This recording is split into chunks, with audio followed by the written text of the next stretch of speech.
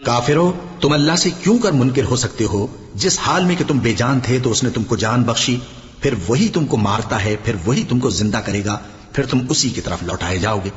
وہی تو ہے جس نے سب چیزیں جو زمین میں ہیں تمہارے لیے پیدا کی، پھر آسمانوں کی طرف متوجہ ہوا تو ان کو ٹھیک ٹھیک 7 آسمان بنا دیا، اور وہ ہر چیز سے خبردار ہے۔ اور وہ وقت یاد کرنے کے قابل ہے جب تمہارے پروردگار نے فرشتوں سے فرمایا کہ میں زمین میں اپنا نائب بنانے والا ہوں۔ انہوں نے کہا، کیا تو اس میں ایسے شخص کو نائب بنانا چاہتا ہے جو خرابیاں کرے اور کچھ تو خون کرتا پھرے؟ اور ہم تیری تعریف کے ساتھ تسبیح و تقدیس کرتے رہتے ہیں۔ فرمایا، میں وہ باتیں جانتا ہوں جو تم نہیں جانتے۔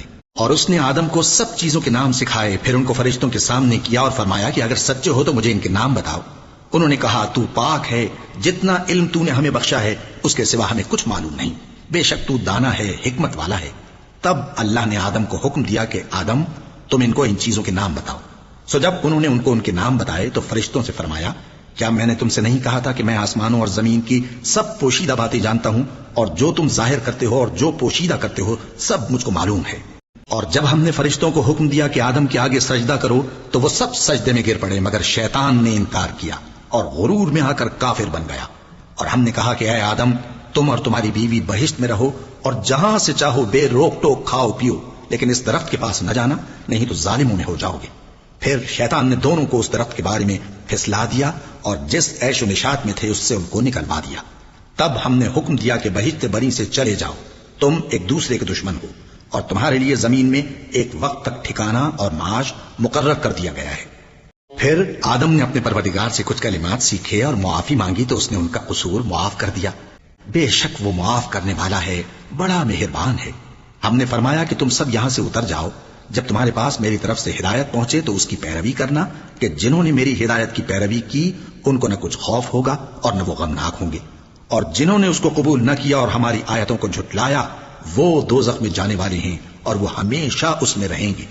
اے آل یعقوب، میرے وہ احسان یاد کرو جو میں نے تم پر کیے تھے، اور اس اقرار کو پورا کرو جو تم نے مجھ سے کیا تھا۔ میں اس اقرار کو پورا کروں گا جو میں نے تم سے کیا تھا، اور مجھی سے ڈرتے رہو۔ اور جو کتاب میں نے اپنے رسول محمد صلی اللہ علیہ وآلہ وسلم پر نازل کی ہے، جو تمہاری کتاب یعنی تورات کو سچا کہتی ہے، اس پر ایمان لاؤ اور اس سے منکر اول نہ بنو، اور میری آیتوں میں تحریف کر کے ان کے بدلے تھوڑی سی قیمت یعنی دنیاوی منفعت نہ حاصل کرو، اور مجھی سے خوف رکھو، اور حق کو باطل کے ساتھ نہ ملاؤ، اور سچی بات کو جان بوجھ کر نہ چھپاؤ، اور نماز پڑھا کرو اور زکات دیا کرو، اور اللہ کے آگے جھکنے والوں کے ساتھ جھکا کرو۔ یہ کیا عقل کی بات ہے کہ تم لوگوں کو نیکی کرنے کو کہتے ہو اور اپنے تئیں فراموش کیے دیتے ہو، حالانکہ تم اللہ کی کتاب بھی پڑھتے ہو؟ کیا تم سمجھتے نہیں؟